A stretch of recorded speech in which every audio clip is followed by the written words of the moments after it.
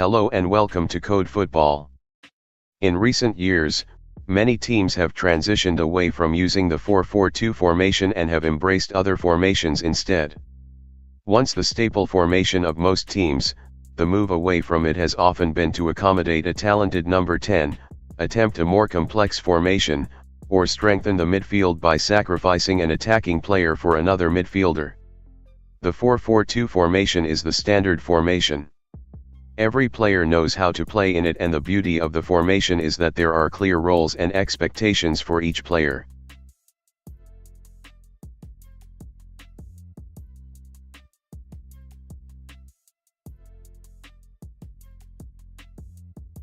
While other formations such as 3-4-3 demand a high level of tactical discipline and knowledge of the game, the 4-4-2 is less taxing in this respect. The players do not need such an in-depth understanding of how the team functions as a whole. For this reason, it is a lot easier to implement at any level of the game. It gives you strength at the back and in midfield, width out wide and, with two strikers up front, an offensive presence.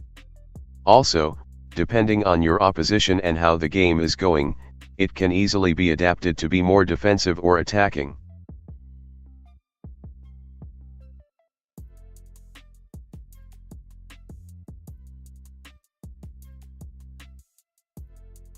Center midfielders who are mobile, can contribute both offensively and defensively, and are comfortable on the ball as a lot of the play will go through them. Athletic fullbacks who can support the wingers in front of them while not neglecting their defensive duties. Two strikers who work well together. The most successful teams who have used this formation have always had a great partnership up front.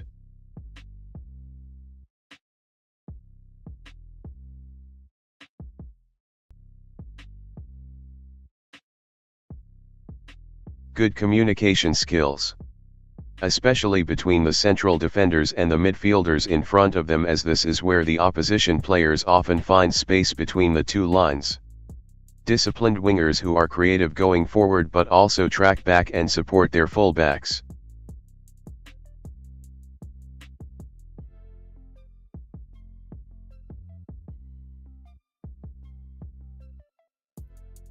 It is simple to use.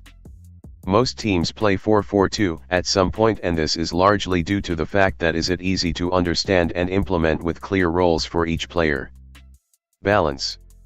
In the 4-4-2 formation you can both attack and defend in numbers with relative safety because the structure dictates that the defenders stay back and the attackers remain forward, with the midfielders and wingers supporting both sets of players. Width. With 4 across the midfield, the two wingers in a flat 4-4-2 hug the touchline and remain out wide. This stretches the opposition and allows the midfielders more space in the center. The fullbacks also support the wingers in providing the team with width and options out wide. Attacking options. With two strikers up front, two wingers supporting them, and an offensive-minded midfielder pushing from deep, the team will always be an offensive threat. This can be particularly dangerous against a team playing 4 at the back, as they will have to go one-on-one versus your players.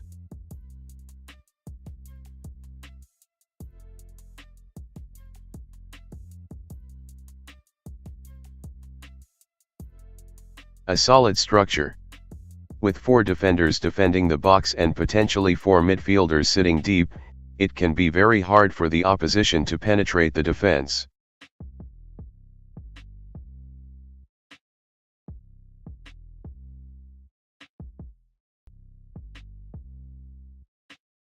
Trap the opposition in their half.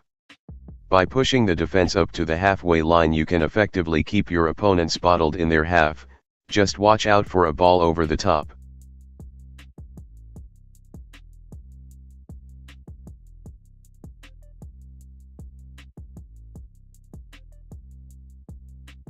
Play forward quickly.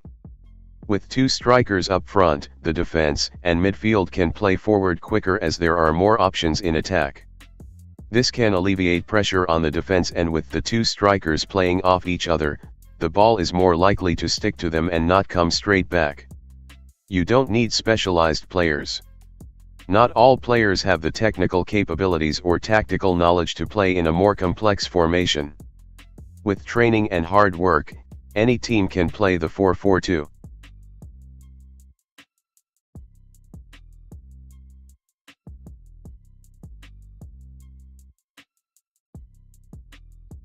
A lack of passing options and angles.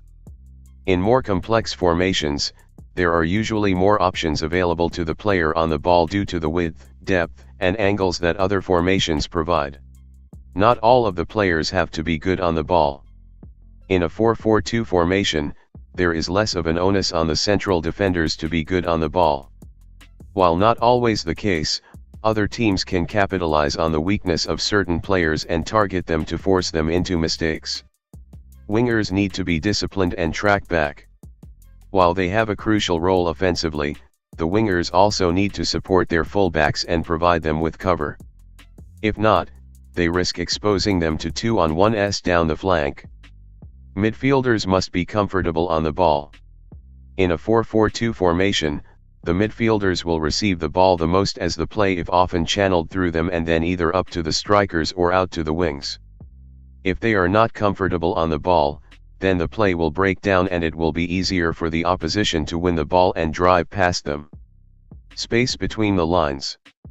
There are essentially two flat lines of 4 players, unless you play with a diamond formation.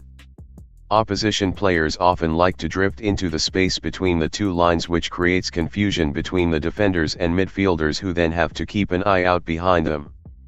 Once past the midfield, the opposition essentially have a free run at the defense. A diamond midfield can lead to a lack of width. Playing a diamond instead of a flat 4 leaves the team very narrow and reduces the attacking options available on the flanks.